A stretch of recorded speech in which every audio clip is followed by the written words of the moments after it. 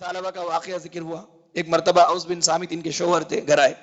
گھر آ کر کے چڑچڑا مزاج ہے, باہر سے جب بھی مرد آتا ہے گھر میں تو چڑچڑا مزاج ہوتا ہے, باہر ادھر ادھر دیکھ کر کے.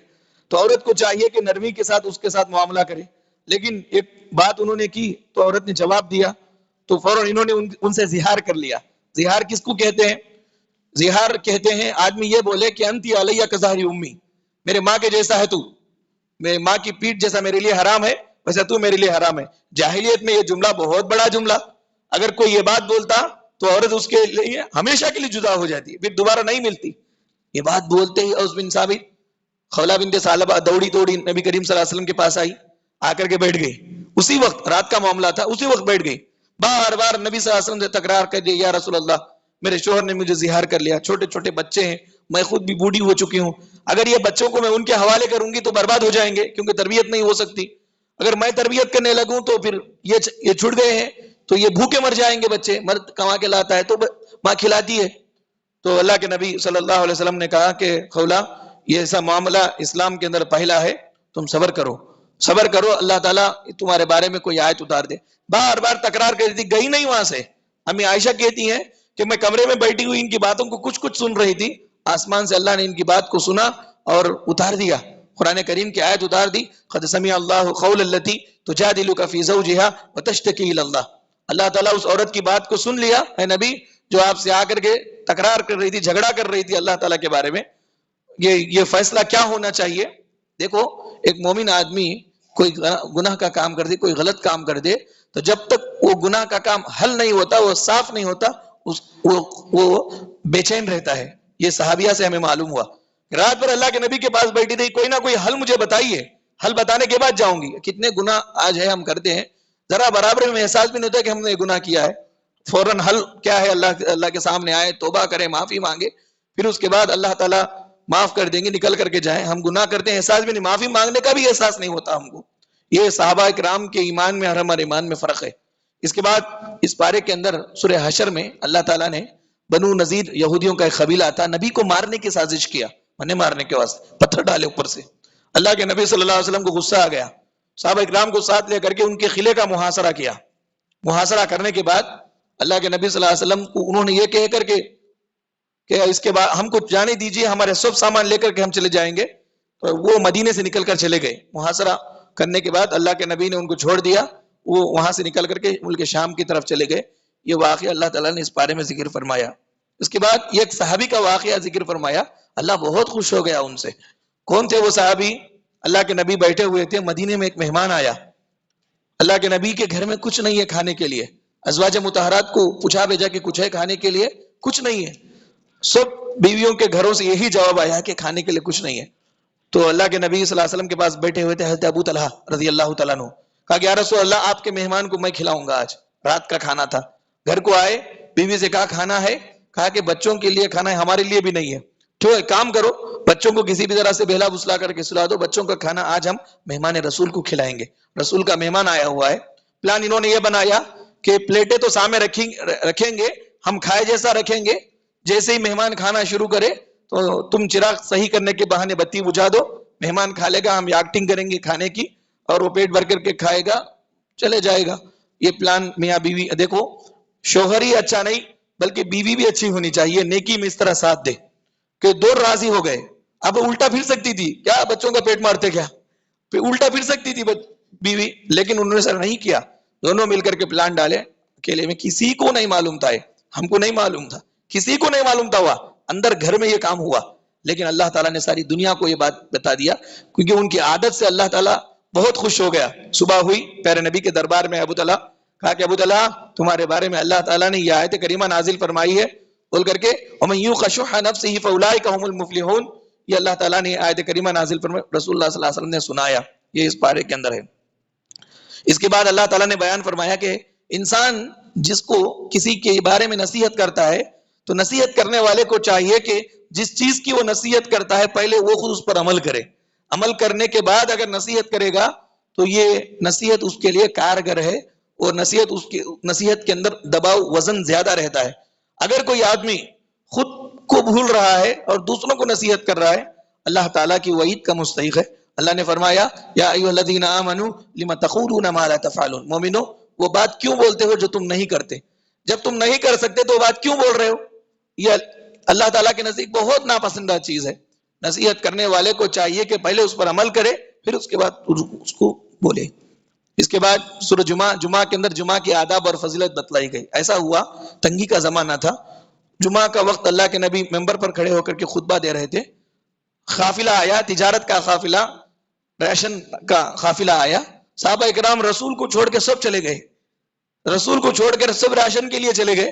چند صحابہ بیٹھ گئے تھے. اللہ تعالیٰ نے آیت کریمہ نازل فرمائی کہ تم کسی تجارتی قافلے کو دیکھتے ہو تو رسول کو کھڑا ہوا چھوڑ کر چلے جاتے ہو، تمہیں معلوم نہیں ہے؟ قل ما عند اللہ خیر من اللہ ومن التجارہ، تجارت سے، کھیل کود سے، وہ اللہ کے پاس جو ہے وہ بہتر ہے. تو اللہ تعالیٰ کا حکم ہے نماز پڑھو، تو نماز کے موقع پر تم ادھر ادھر نہیں جانا. اور یہ کہا کہ نماز جمعہ کے لیے آؤ تو اذان سے پہلے تم آ جاؤ، دوڑتے ہوئے بھاگتے ہوئے نہ آؤ. پورے آداب اللہ تعالیٰ نے سورہ جمعہ کے اندر بتلائے. اس کے بعد یہ کہا بے عمل علماء یہ گدھوں کے جیسے ہیں. ایسا عالم جس کے پاس عمل نہیں ہے وہ گدھا ہے. ایسا علم والا جو صرف علم رکھتا ہے، علم کے مطابق عمل نہیں کرتا ہے. اللہ نے بیان فرمایا کہ مثل الذین حملوا التوراۃ ثم لم يحملوها كمثل الحمار يحمل اسفارا، کہ وہ لوگ جن کو تورات دی گئی لیکن انہوں نے اس پر عمل نہیں کیا، تو ان کی مثال گدھے کی جیسی ہے جو بہت ساری کتابیں اپنے پیٹھ پر اٹھاتا ہے، اس کے اندر کیا ہے اس کو معلوم نہیں ہے. معلوم یہ ہوا کہ اگر کوئی آدمی قرآن مجید کو پڑھتا ہے لیکن اس پر عمل نہیں کرتا ہے تو یہ کافر ہے، اللہ تبارک و تعالیٰ کا کفر کرنے والا ہے، بہت برا ہے وہ آدمی. اللہ تعالیٰ نے گدھے سے اس کی مثال دی. پھر اس کے بعد سورہ منافقون میں منافقوں کے بارے میں اللہ نے بتلایا کہ ہمارے نبی صلی اللہ علیہ وسلم کے سامنے آ کر یہ بولتے تھے کہ ہم مانتے ہیں، اللہ کی قسم آپ اللہ کے سچے رسول ہیں، بولتے تھے منافقین. لیکن اللہ تعالیٰ نے بیان فرمایا کہ رسالت کی گواہی دینے میں یہ جھوٹے ہیں. اے نبی، دل سے یہ آپ کو نبی مانتے ہی نہیں ہیں، زبان سے بولتے ہیں کہ آپ نبی ہیں، دل سے مانتے نہیں ہیں. ان کا گناہ بہت بڑا ہے. ان کی حالت یہ ہے کہ یہ ادھر کافروں میں بھی نہیں ہے یا ادھر مسلمانوں میں بھی نہیں ہے. لا الہ الا ولا الہ الا، یہ درمیان میں ہے. یہ بہت بڑی مصیبت ہے. اگر کافروں میں ہوتا تو دنیا کی کچھ نعمتیں اس کو مل جاتی، اگر مومنوں میں ہوتا تو دنیا نہ ملے آخرت تو مل جاتی. اب یہ ظاہر میں مومنوں کے ساتھ ہے، کافروں جیسا عمل تو نہیں کر سکتے، اور یہ چونکہ حقیقت میں مومنوں کے ساتھ نہیں ہے، آخرت میں ان کو کچھ نہیں ملتا. تو دو طرف سے بھی یہ محروم لوگ ہیں کہ یہ اندرونی یہ بڑے خطرناک ہوتے ہیں. اسلام کو اور اہل اسلام کو، مسلمانوں کو کافروں سے، یہودیوں سے اتنا نقصان نہیں ہوا جتنا ان لوگوں سے ہوا. بڑا نقصان. اوپر سے سب اچھے رہتے، اندر جا کے پورا کلپتے، اندر جا کے اور پورا خراب کرتے، ماحول پورا گندا کر کے زہر بھر کے رکھ دیتے. اوپر اچھے سے ملتے، بات کرتے، اندر جا کے پورا غلیظ بتاتے. یہ منافق ہے. اسلام اور اہل اسلام کے خلاف یہ سب سازشیں رچنے والے. اللہ تعالیٰ نے ان سے دور رہنے اور ان کی جیسی عادتوں سے اپنے آپ کو بچنے کی ہمیں تلقین کی ہے، تعلیم دی ہے کہ جو بھی ہو صاف ہو، یا تو موم یا تو پتھر، صاف رہنا آدمی، کہ اندر ایک اوپر ایک یہ نہیں رہنا چاہیے. بہت خطرناک بلا ہے انسان کے لیے. اس کے بعد اللہ تبارک و تعالیٰ نے مومنوں کو نصیحت فرمائی کہ مومنوں، تمہارے بعض بچے، تمہاری بیویاں تمہارے لیے فتنہ ہے. کیسے فتنہ ہے؟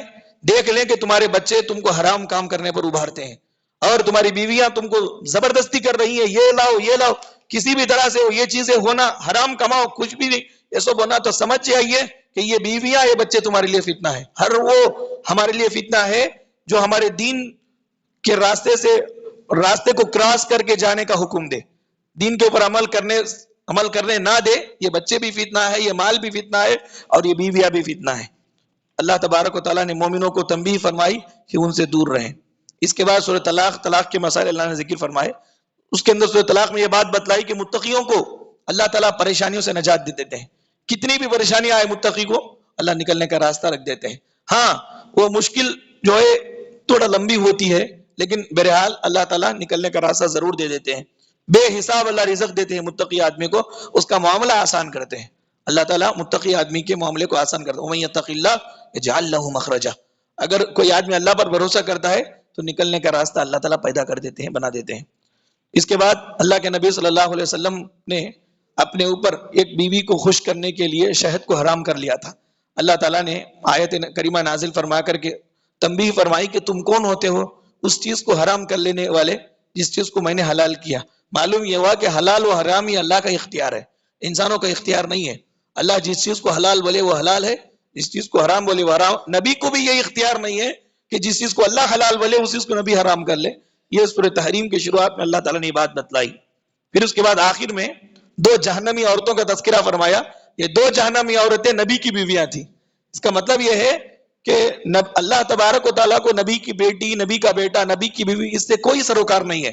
آدمی کے پاس ایمان ہو، صحیح ایمان اور اس کے مطابق عمل ہو، وہ کوئی بھی ہو اللہ تعالیٰ اس کو نجات دیں گے.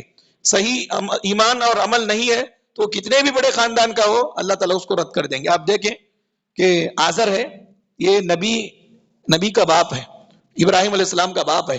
اللہ تعالیٰ نے آزر کو بھی نہیں دیکھا، آزر بھی جہنم میں جائے گا حالانکہ وہ نبی کے باپ ہے. اور دیکھیے نوح علیہ السلام کا بیٹا، نوح علیہ السلام باپ نبی تھے لیکن بیٹے کی نبی کی لاج رکھ کر کے بیٹے کو اللہ تعالیٰ جنت دینا چاہنا نہیں دیا.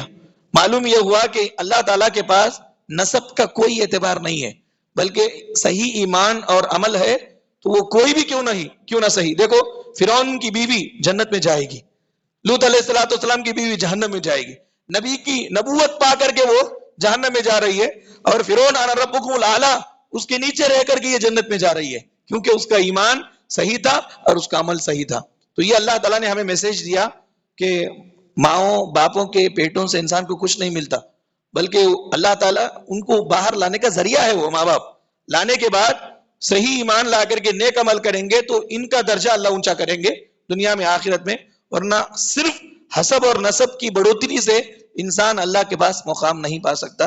یہ چند باتیں اس پر 8 میں بارے میں اللہ نے بیان فرمائی. اللہ تعالیٰ سے دعا ہے کہ رب العالمین ہم تمام لوگوں کو قرآن مجید کو سمجھ کر پڑھ کر اس پر عمل کرنے کی توفیق عطا فرمائے. اللہ تعالیٰ ہمارے روزوں کو اور ہمارے چھوٹی موٹی عبادتوں کو قبول فرمائے. اللہ تعالیٰ اس کے بدلے میں دنیا اور آخرت میں اپنی رضا ہمیں نصیب فرمائے. آمین. وآخر دعوانا الحمدللہ رب العالمین. سبحانک اللہم و بحمدک اشہد ان لا الہ الا انت استغفرک و اتوب الیک.